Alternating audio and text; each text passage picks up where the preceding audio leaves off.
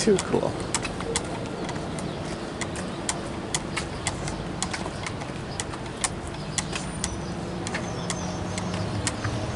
Haven't seen much just yet, I'm already excited.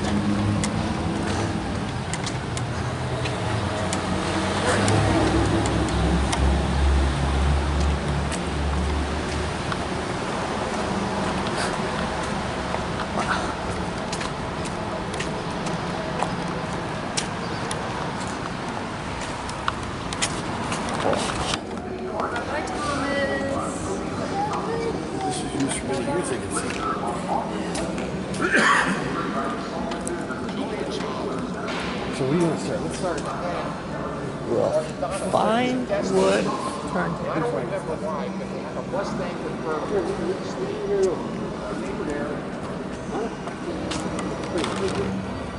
Hardwood floor on a turntable. Too cool. Too cool.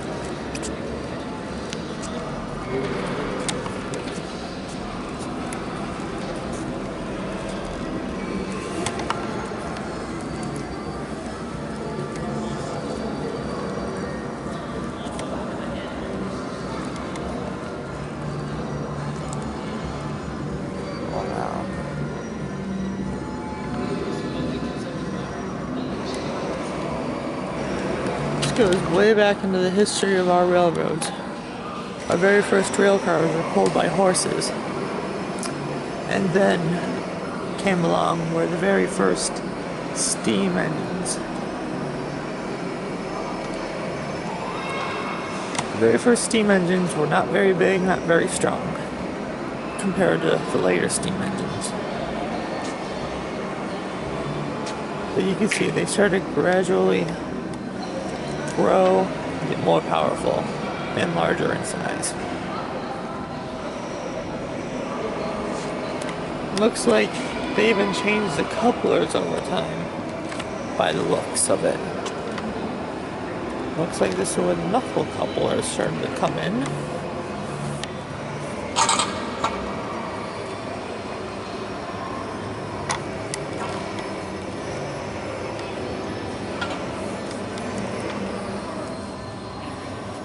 This one doesn't have a knuckle, it looks like.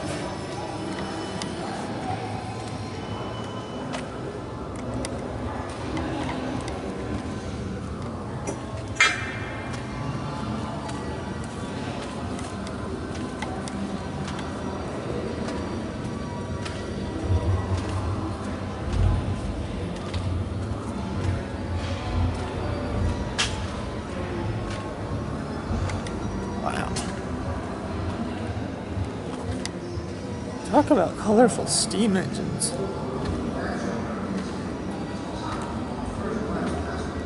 This one's interesting. Number 147 is named for B&O's master machinist, Mr. Thatcher Perkins. One of 11 horses.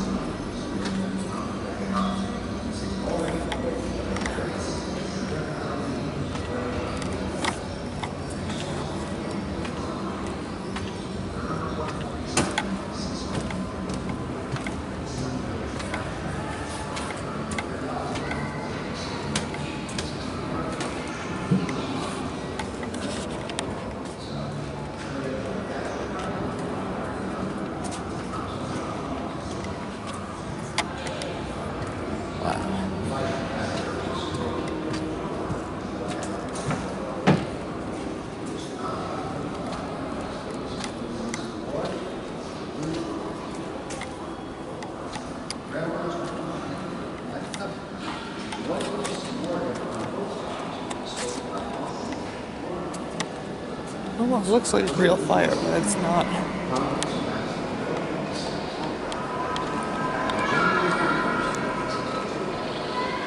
Under the provisions of this legislation, Congress empowered the President to seize and operate any railroad and telegraph company's property.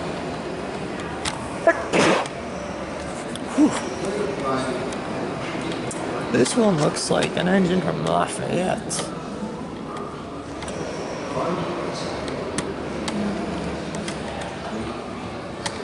Another horse carriage.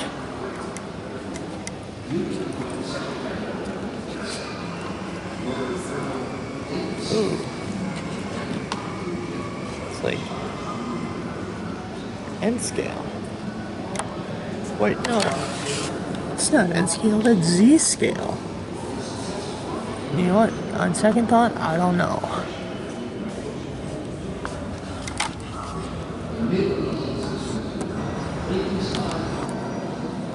This one here almost kind of looks like the Levian 63. The one that transported Abraham Lincoln's body when he was assassinated.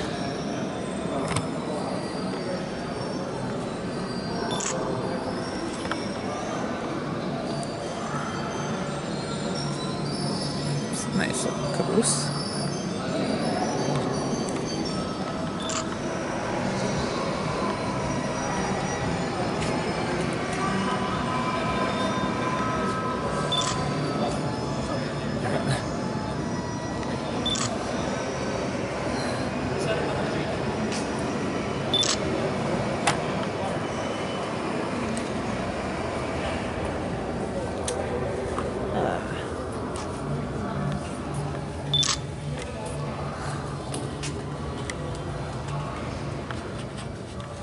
Not the average one,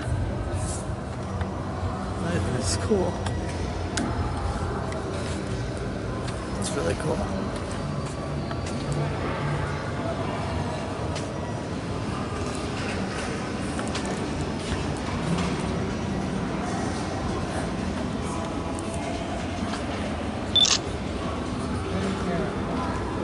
That's what I thought you were talking about.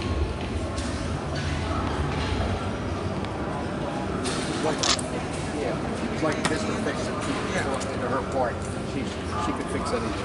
That's what I thought you were talking about. Too cool.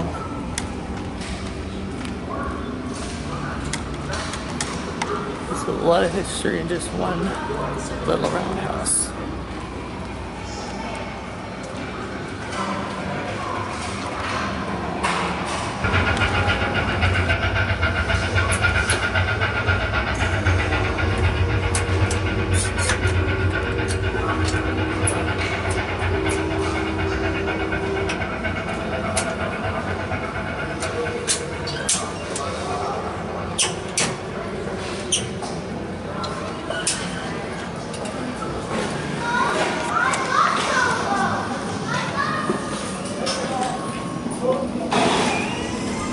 Some people may think of this as railroad employees, but that's not true because we've had to take a stiff competitive exam that the post office put out for railway postal clerks, RPO clerks, and if we pass it, we got a job.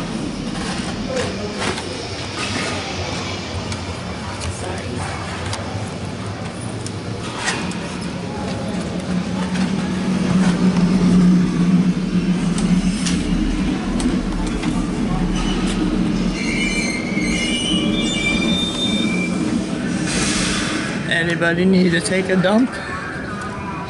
There's a toilet right there.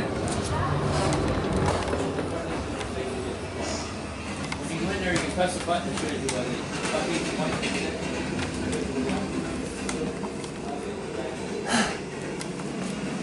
You are standing in a Pullman combine car that was built in the year 1900 for the Hocking Valley Railroad in Ohio and later transferred to the Chesapeake and Ohio Railroad.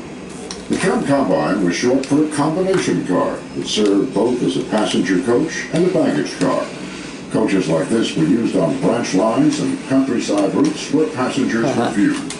This particular combine car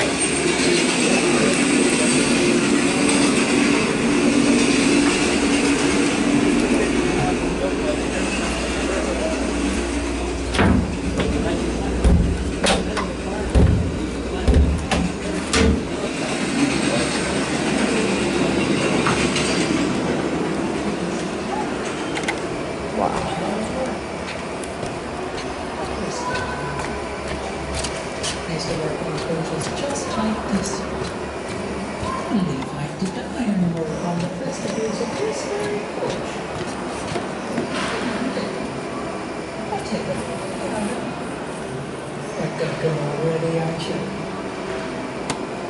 It was a gorgeous coach. I'd have loved to have a ride on myself. Things happen.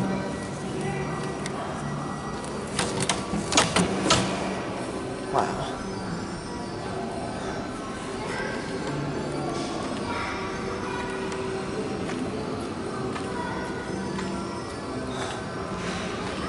Wow.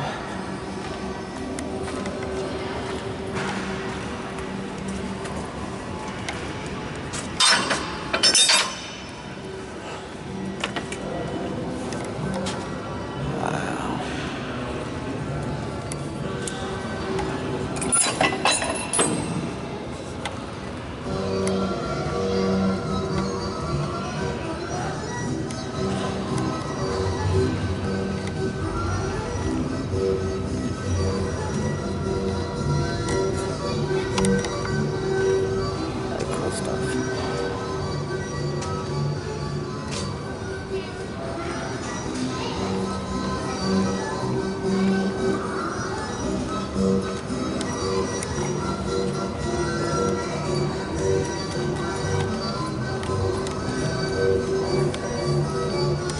The 1930s era one, it looks like.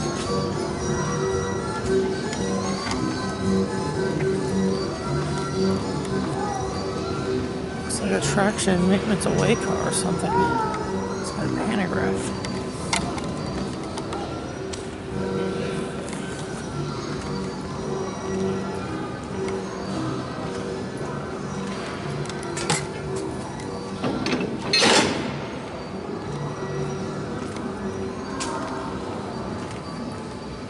Wow.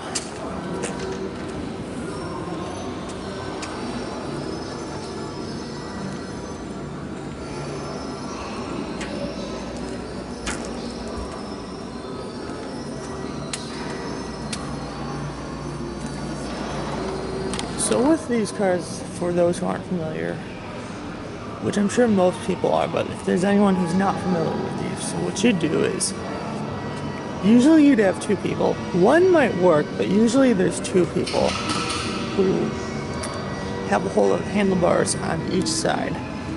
You're just pumping, just to get it to move.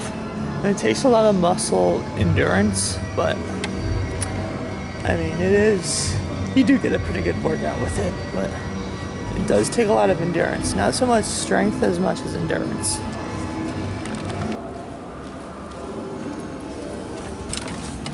Oh, I see some MARC equipment. Oops, starting to rain.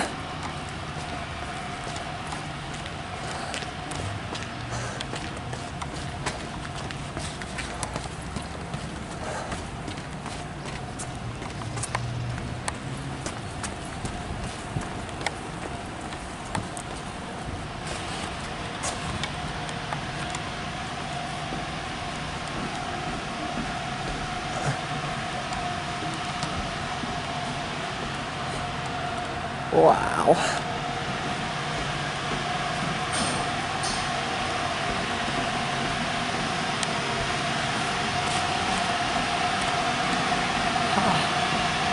This is so cool.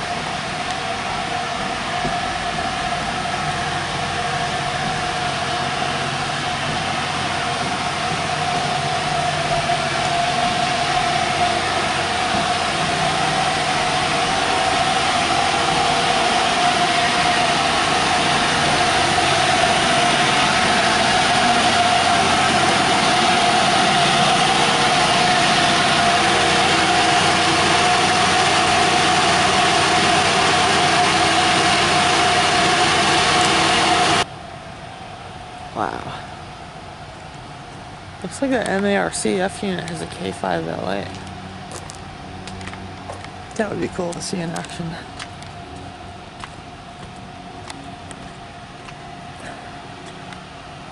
Wow. And baggage car of some sort? Baggage coach? Something, I don't know. Ooh. Pure Marquette switcher of some sort. I think it's an SW1 or something.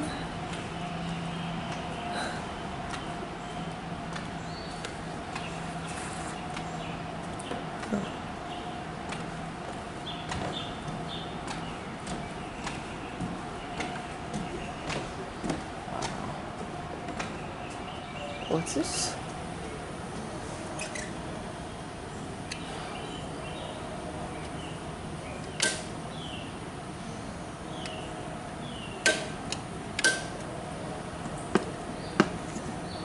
Oh, that's cool.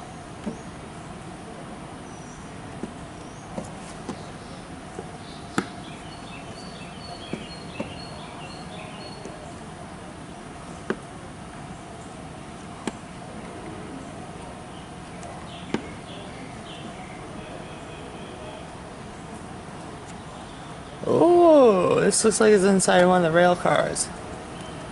Too cool. Ooh, I see. Oldsmobile. But it was the man who built this car, Henry Ford, that actually took the idea of the assembly line to new heights. In 1908, he started building the Model T on the assembly line, and he could build a car not in months, weeks, or days, but in 93 minutes. It was really something cool.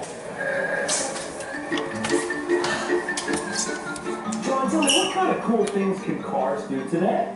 Cars today are much better, they're much comfortable, they're much safer, and they're much more efficient. Fuel efficiency is very important for a modern car. It's how far a car can go on a gallon of gas.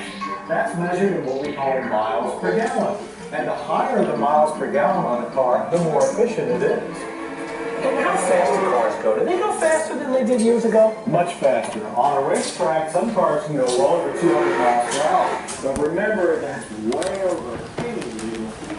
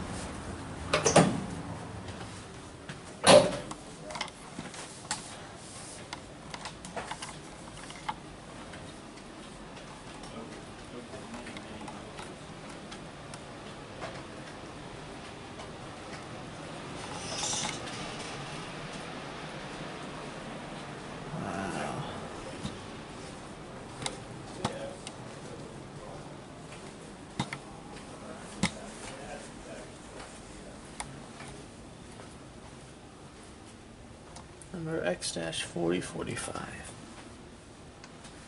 Too cool.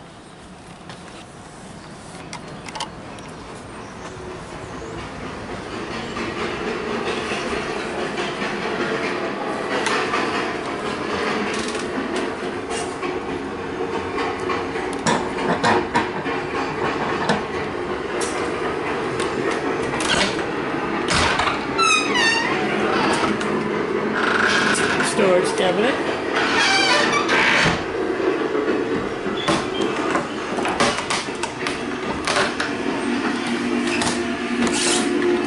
Toilet.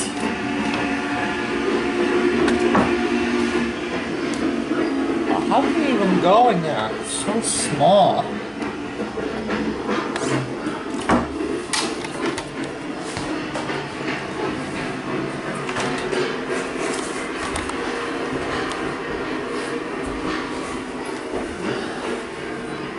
Wow, it would be so cool to ride in one of these.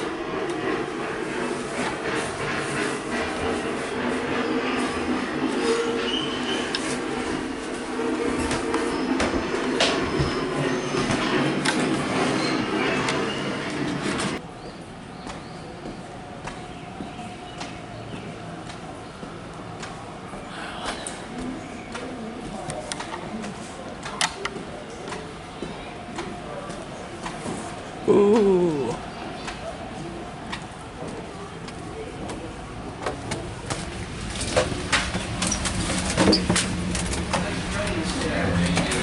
Wow.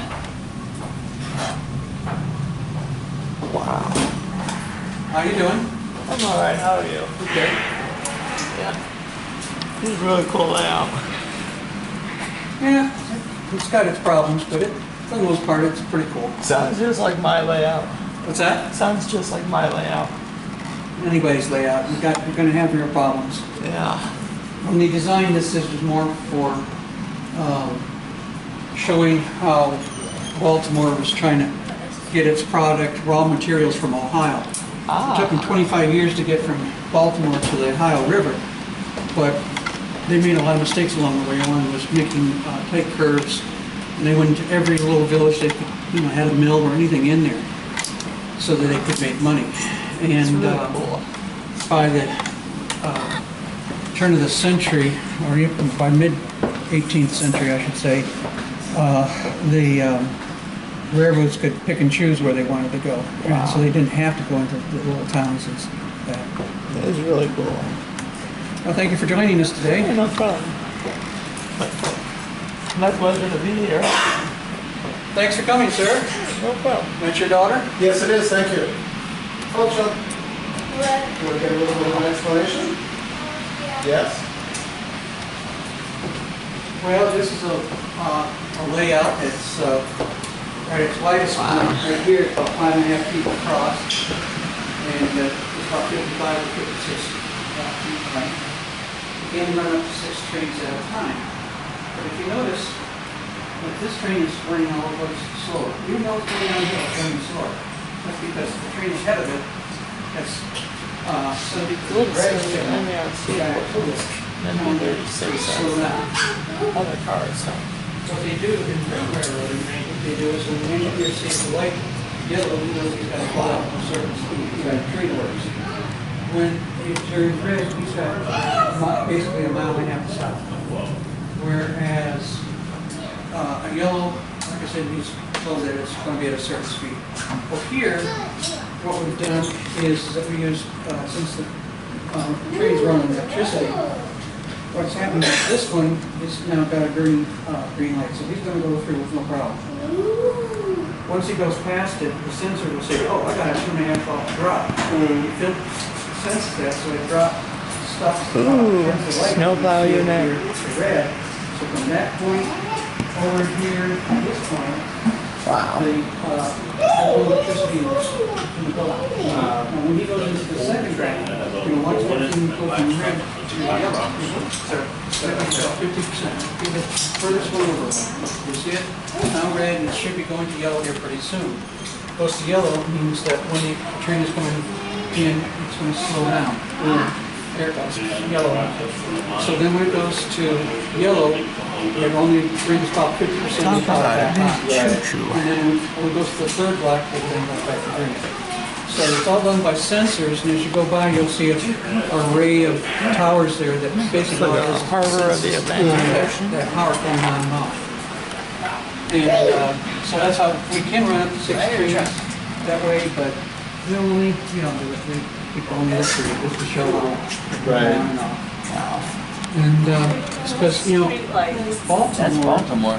When you start learning more about our history, in school, you find out that the Erie Canal was built in 1825. Well, that made a big difference for Baltimore.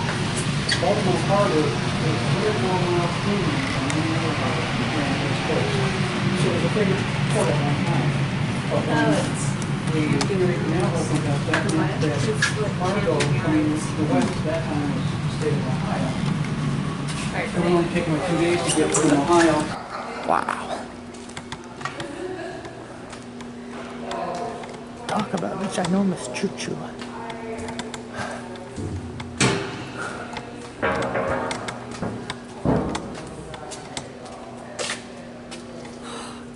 Easily fit under here.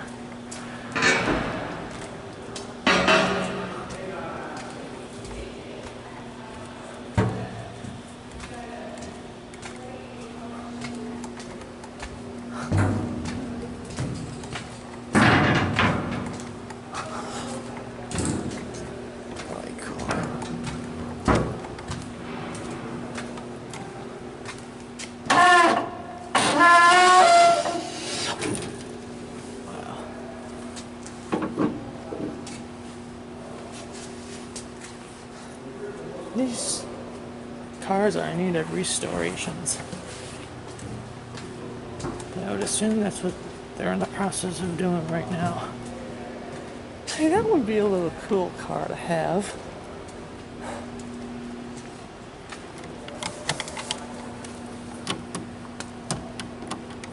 It's locked. Okay. Ah, that's really cool.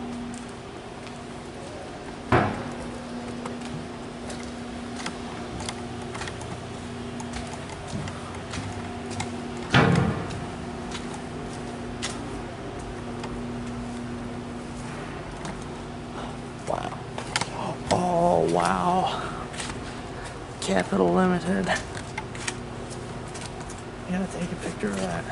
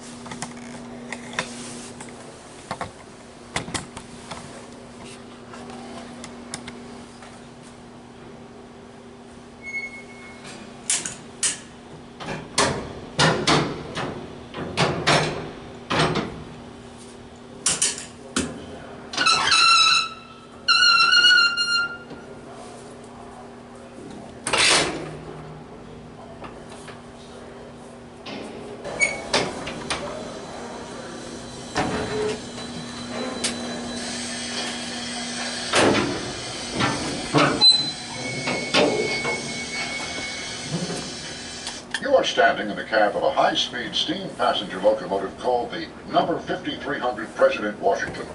This was the first of 20 famous P7 locomotives built by Baldwin Locomotive Works for the B&O in the railroad centennial year, 1927.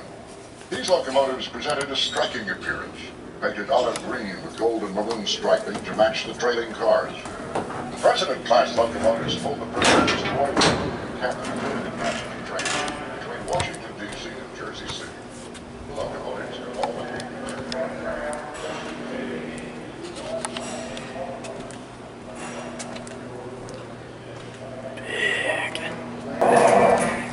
Now where am I? This is where I was told to catch the next train. Do you hear a train?